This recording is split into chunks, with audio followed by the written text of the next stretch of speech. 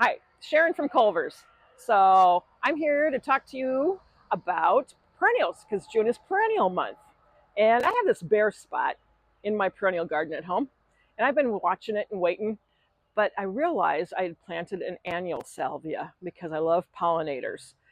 And it just hasn't come back up. Imagine that. So we're introducing you to some of the perennial salvia that we carry here at Culver's. So one of the ones that I do love the best, there's so many and so easy to care for.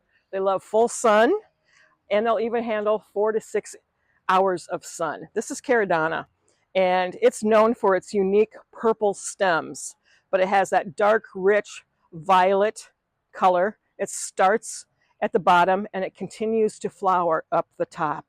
It's more of an upright salvia, and it blooms for quite a few weeks. And this is one of the plants that is planted up in Uptown Marion. If you haven't seen it, planted in the mediums and on the corners. So it's mixed with, right over here, we have some catmint. So if you've gone by those planters, you've noticed the contrast in the colors. So these are all really hardy plants. So the salvia is hardy to zone 3 to 8.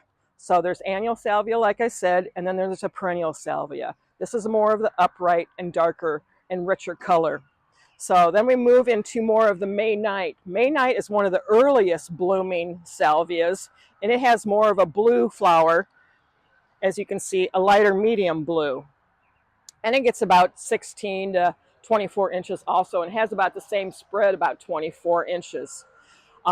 They all bloom a long time. They will rebloom a little bit faster if you pinch off some of the dead flowers and let the lateral blooms come in. That new growth will have more flower on it.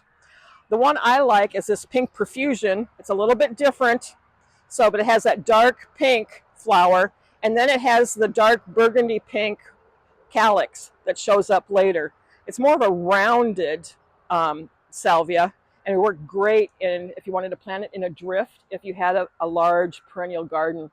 So the other ones, here's some more Caradonna, and then we're going to go to the smallest that we carry. It's called Marcus, and it has a dark, rich violet blue flower. It gets probably, I'm going to say, 8 to 12 inches tall. But again, this would work great in a rock garden or along the edging of your perennial garden. So the salvias, they're a workhorse. They are a great pollinator. Butterflies, hummingbirds love them. Early spring fertilizer is basically all you need. But the best part that I like is that it's deer resistant, and the rabbits don't seem to enjoy them either. But the butterflies and hummingbirds do. So instead of waiting for that annual to come back up, which we know it never will, I think I'll take a couple of these home and plant them in my perennial garden.